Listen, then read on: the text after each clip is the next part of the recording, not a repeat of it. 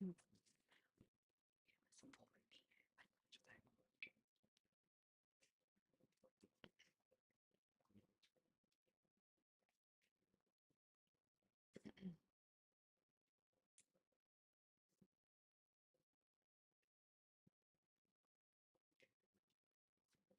right, hi everyone. Very good evening to all of you and welcome to NLTI. My name is Mansi. I'm going to be your friend, your host, and your guide and your mentor for this session.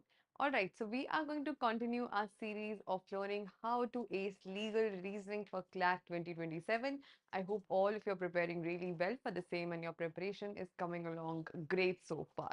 All right, so like I mentioned, we're going to continue the series, and in today's video, we are going to understand how do you have to approach law of torts for legal reasoning. Now, it is one very, very important component of CLAT legal reasoning section.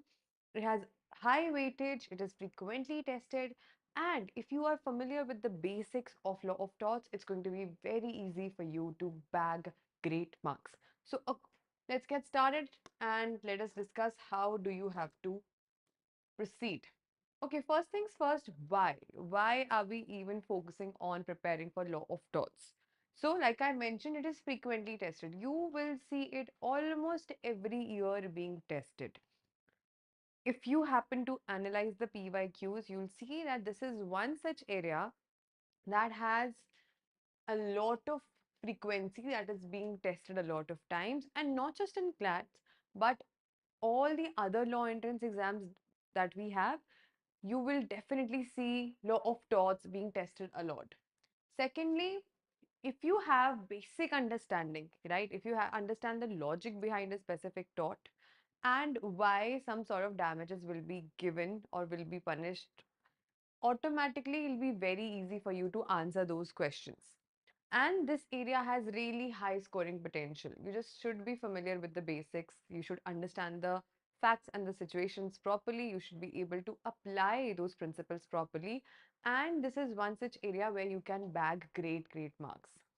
And okay, moving ahead, let us further understand what exactly is law of torts. So, unlike other civil laws that we have, where we have identified any specific type of issue for which we have any specific type of remedy, there are a lot of such civil issues for which we do not have any specific legislation. Now, for example, you have contracts. For contracts, to manage contracts, to regulate contracts, we have the Indian Contract Act.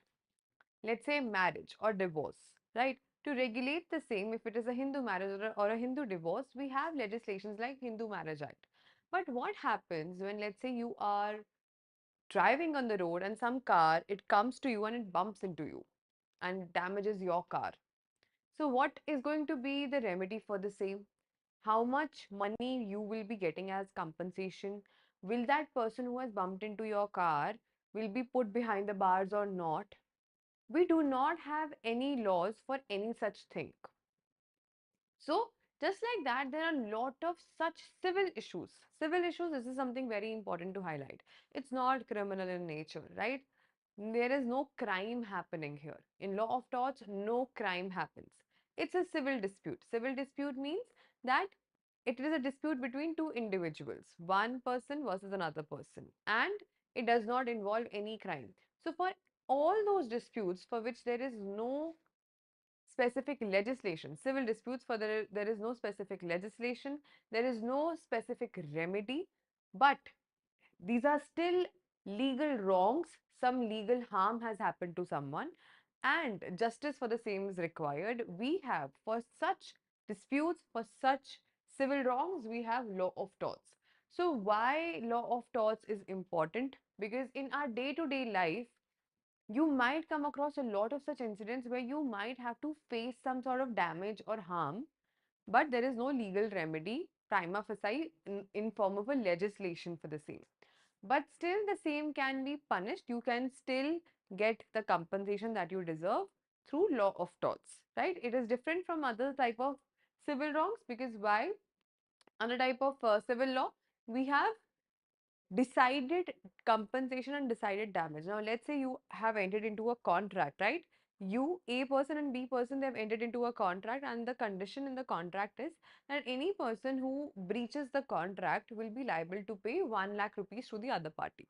Right? That is a condition. So now if any party breaches the contract, the other party will automatically be eligible or be liable to get 1 lakh rupees. But now what happens when you are walking on the road and someone bumps their car into your car? Now, nobody has decided that, okay, the compensation is going to be 5,000 or it is 10,000. It is not fixed. It is something which is dependent on the situation, on the circumstances, on the conditions that are there. And based on the same, we have law of torts. Law of torts tell us that, okay, there is some no wrong that has happened, but for the same, there is some remedy also. And the remedy is mainly in form of compensation, and that compensation is in the form of unliquidated damages. Now, what is unliquidated damages? Damages which are not pre-decided. All right. So, yes, this is law of torts.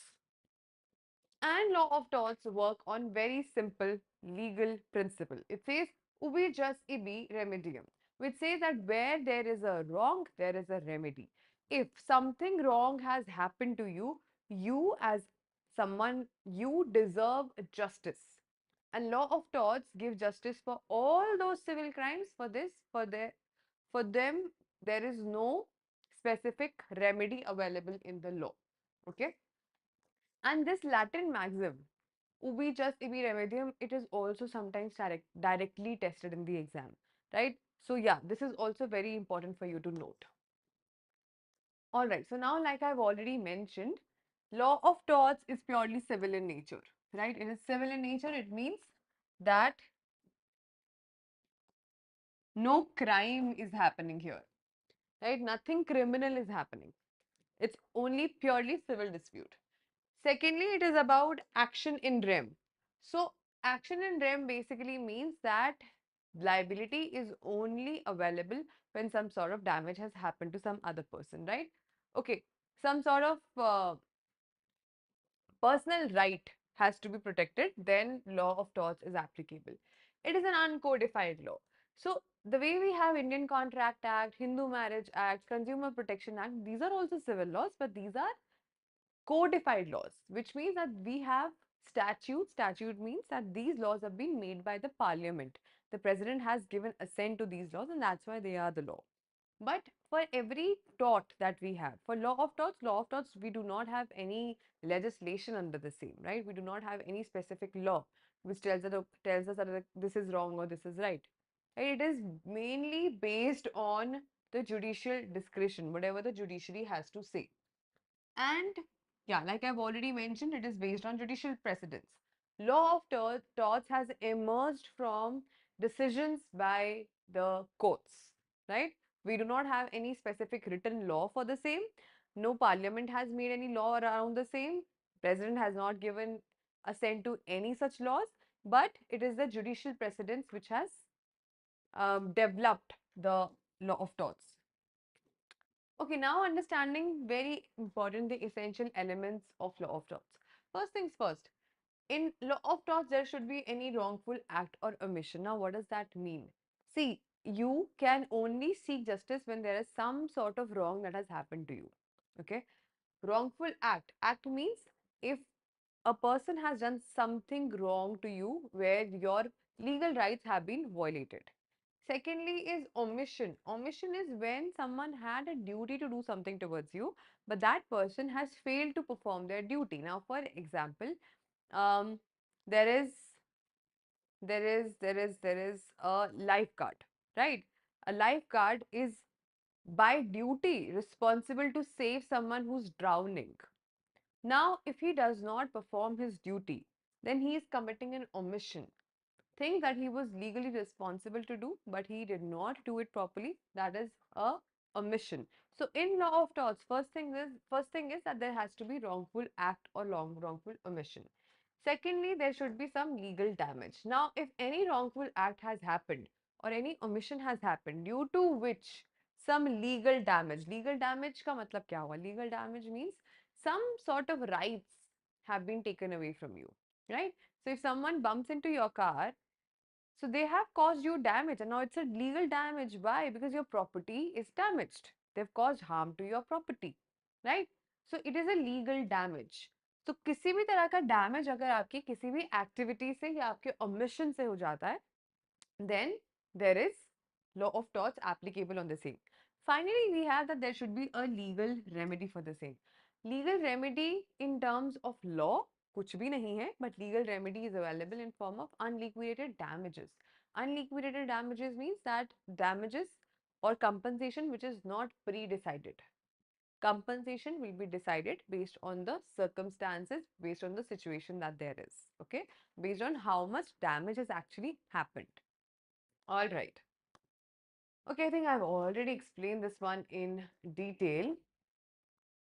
Yeah, something really important is that unliquidated damages की बहुत important है. A lot of time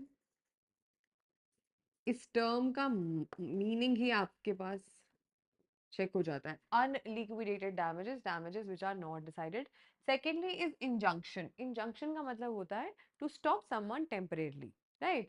So legal आपके पास remedy, what is the legal remedy available in law of torts? One is unliquidated damages, damages which are compensation which is not pre-decided. Secondly, injunction, the stay order, temporarily stay लगा दिया जाता है किसी चीज पे. Okay, let's proceed ahead. Okay, very important tort that you should definitely know is the tort of negligence. Right, it is most tested. One of the highest tested law of torts in this area is negligence. Negligence का मतलब क्या होता है? Negligence का मतलब हुआ carelessness, right? You were not careful about something. Yeah. So now in terms of law of torts, when is negligence available? When you can claim that okay, some sort of negligence has happened. Okay. First thing is that there is some breach of duty that has happened. Breach of duty. Breach of duty का मतलब क्या होता है? That नहीं. First thing is that there is a duty of care. Duty of care is that you were responsible to be careful. Now let's say you're driving on the road. It is assumed, it is presumed, and it is implied that you have to be responsible while driving. You have to be careful while driving. You cannot drive in a way which can be harmful to the other people. You cannot drive in a way which can be harmful to you. So you have a duty to be careful, right? So negligence is applicable one जहाँ पे you have a duty to be careful. Now let's say you are in your house and you are sitting on your couch, right? So there you do not have a duty to be careful about driving on the road. Why? Because you're not there. ठीक है, तो वहां पे अगर आपको कोई बोले कि नहीं that person was sitting on his couch in his room, हाँ, and that person has bumped into my car and has caused damage to me, तो पहले तो इसमें कोई negligence हो ही नहीं सकती because there was no duty of care, right? Duty to care is applicable when there is a when you were legally bound to be responsible about something. Secondly, there should be any breach of duty. Now there is a duty of care and you were not careful. आप legally bound थे to be careful, but you were not careful, so that's called breach of duty, right? And due to that breach of duty, some damage has happened. Okay, so now let's take an example here. You were driving on the road. अगर आपको कोई बताता है या नहीं बताता, it doesn't matter. It is implied that you have to be careful while driving. You should not be driving in a way which can be harmful to you or to anyone else, right? It's your duty. You are bound to be careful. But you breach that duty. You start reckless driving. You start driving negligently. You start driving rash, right? And due to the same, some damage is caused. Now you are driving rash, and due to the same, you bumped into someone's car, right? You damage someone's property, probably damage someone's body also. Then in that case, it is said that you were negligent, right? So this is a tort of negligence. So negligency applies when there's a duty of care, there's a breach of duty, and some damage has been caused. All right. So, like I said, very important tort. Second most tested law tort under this subject is defamation. Defamation means that you are making any such statements which are derogatory, which can harm someone's reputation in the society. And very important is that that statement that you are making is a false statement. So if you're making a statement which is true, it is not defamation, no matter how derogatory it is. But if you are making any statement which is false, which can harm someone's reputation in the society, which is against them, right? That is called defamation. Now, defamation can either be verbal or it can be written, right? So, it is, if it is written or it is in permanent form, then it is called libel. What is defamation in written form? Now, something if it has been published in, let's say, newspaper or anything that you are posting online, or if it is there in a book, right? Then it is in permanent form, it is in written form. So it is called defamation by libel. Secondly, we have slander. Slander is defamation done through words or gestures, right? And now let's say you have said something to someone, something derogatory, something harmful to their reputation. You have said it through words, right? It's not in written form, it is verbally done. Then it is slander, right? When it is spoken. What is important that those words should be heard by others. It whatever defamation that you have done, it should actually reach to society. It should reach to people. क्योंकि defamation का मतलब क्या है कि आपको defame किया गया है, आपकी रेपुटेशन को हार्म किया गया है सोसाइटी में, लोगों के लोगों के प्रति, लोगों की नजर में आपकी reputation is going to decrease, right? It's going to be harmed. So now if someone has said something, now let's say I've called my friend and I said something really bad to him over a phone call, nobody else heard it, it was just me and him. I said something really mean to him and nobody heard him. Even if the statement was false, even if the statement was defamatory, he still cannot sue me. Why? Because nobody else has heard it. तो उसका क्या reputation का harm, I mean self esteem का damage is not covered under defamation. Society में हमेशा आपका reputation का damage होना चाहिए. Okay, third is trespass. Now, trespass means interfering with someone's private space, right? And trespass may, when you, without their permission, get into their private space, it can be around their body or it can be their private property, you can be sued. Now, trespass can be of different types. First is trespass to person. When you are directly interfering with someone's body, right? अब इसमें हमारे पास trespass to person आगे दो तरह का होता है. First is assault. Assault is when you create an apprehension in the other person's mind that you might physically harm him. Let's say you raise your hand and it seems that you might slap that person, and that person, he gets really afraid and he's like, oh, so you have caused an apprehension in his mind that you might slap him, you might use physical force on him. That's called assault. Second trespass to person is battery.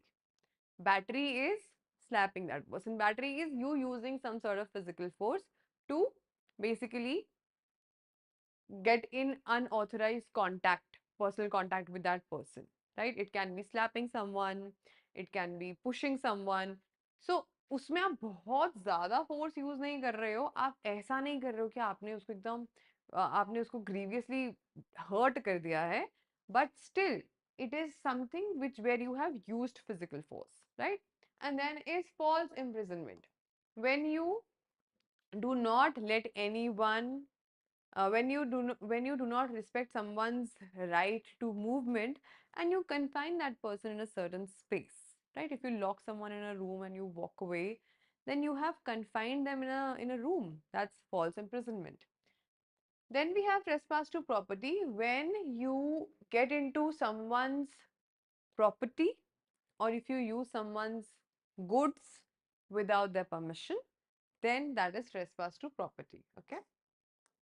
Then we have nuisance. Nuisance is when a person has the right to enjoy his land or his property, but you do something which interferes with that right. Now, let's say you live in your house and your neighbors, they start playing loud music. So, you have the right to live comfortably in your own house. But since they're playing very loud music, you're not able to enjoy your time. You're not able to sleep, let's say. Right? That is them causing nuisance. Right? So nuisance is when you are interfering with their personal space. Then we have very important again, strict liability. Strict liability is very simple. It says that you are liable for some sort of crime or some sort of civil wrong that you have not done, that someone else has done, but you are going to be responsible for the same. Why? Because they are acting on your behalf. Yeah. So it is applicable, right? It was first recognized in this case, Rylance versus Fletcher, and it says that strict liability is going to be applicable when there is the defendant is using some land for non-natural purposes. I'll explain it to you, okay?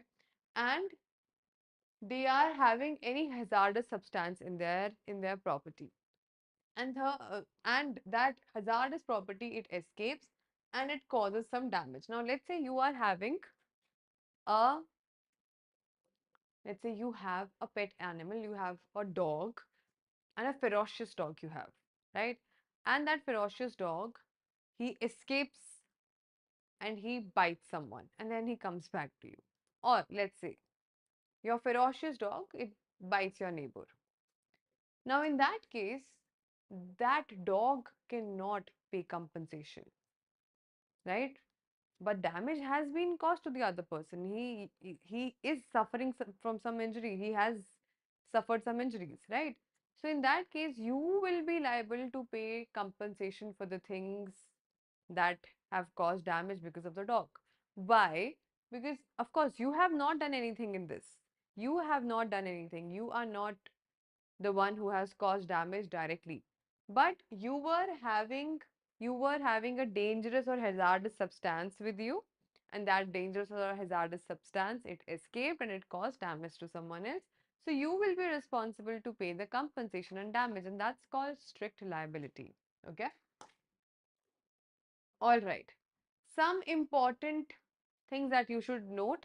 People often make these mistakes, that whenever they are preparing for law of torts, and in the exam especially, they somehow confuse torts with crime. Like I've already mentioned, in law of torts, there is no crime involved. Crime is done when an offense is done or an act is done which is against the society, right? When an act or an offense has been done against an individual, it is a civil wrong, and torts is all about civil wrong.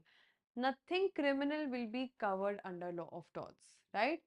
And very important is that they ignore the damage requirement, the legal damage. See, law of torts is only applicable when any sort of legal damage is caused. Legal damage का मतलब क्या है? कोई rights चले गए उनके, right? कोई property थी उनकी जो डैमेज हो गई, अगर उन्हें डैमेज हुआ है पर वो लीगल डैमेज नहीं है, तब वहां पे लॉ ऑफ टॉर्ट्स एप्लीकेबल नहीं होता. Now let's say you are running a shop, you run a shop, and um, you have a great customer base in that specific area. Another person opens a shop right next to you of the same thing that you are also selling, and now the customers are divided. अब कुछ लोग उनके पास चले जाते हैं सामान लेने, कुछ लोग आपके पास आ जाते हैं, पर सब आपके पास नहीं आते हैं, कुछ उनके पास भी जा रहे हैं, right? So in that case आपको नुकसान तो हुआ है. Why? Because the customers are now they are divided. But opening a shop is not something which is wrong, which is not it is not prohibited by law. The other person is allowed to open a shop. So आपको injury हुई है, but आपको damage नहीं हुआ है, right? So this is not a legal damage. तो इस सब में लॉ ऑफ टॉर्ट्स नहीं लग सकता. लॉ ऑफ टॉर्ट्स लगेगा जब आपके सच में कोई लीगल राइट्स वॉलेट हुए हैं. Okay. And try to apply these things. Whatever you are learning in law of torts, it is best learned if you will understand the application. And CLAT also tests you in the application more, right? So do not just memorize things, but also try and learn how to apply those things. And focus on principles, not on definitions. It's not a test of your memory. Nobody's testing how well you remember things, but everybody's testing how well you can apply things. You can only apply the principles well if you understand them well. So focus more on understanding the principles. Secondly, keep on practicing MCQ. Like I said, it is more going to be about application, and application based MCQs are going to help you to understand how these questions have to be solved quickly. And then think in real life scenarios. It is going to help you much more to understand the concepts because you will be able to relate to it, right? It'll all look very relatable to you when it comes to law of torts, and identify the duty, breach, damage pattern, because everything in torts is around this. There should be a duty, the duty has been breached, and there's some damage that has been caused. If you're able to keep all these things in mind while preparing for law of torts, trust me on this, it is going to be one of the most scoring areas that you can actually have. So I really, really hope that you found this useful, right? And we're going to meet again next Friday with more such informative content. Thank you so much, everyone, for joining. Have a great weekend ahead. Bye bye.